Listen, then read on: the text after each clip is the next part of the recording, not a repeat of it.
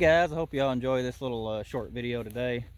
Got out here today, take advantage of this sunshine, warmer weather. Just going for a little walk here right now down the trail to put a new SD card in the kids' trail camera. They like to look at the pictures of the deer and coyotes and things.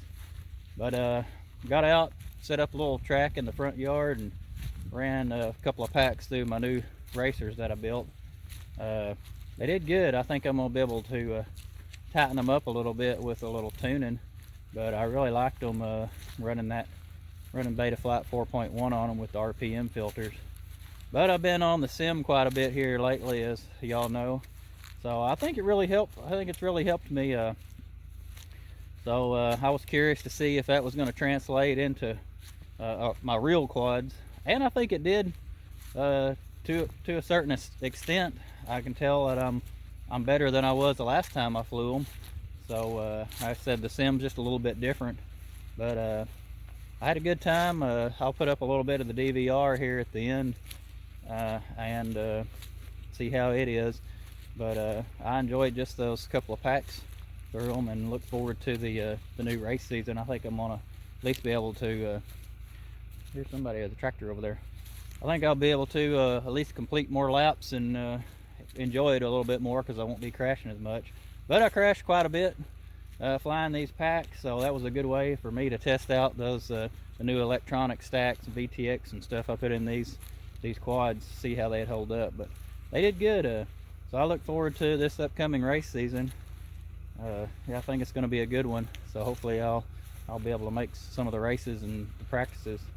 So we'll see how it goes. But I'll talk to y'all later. Bye.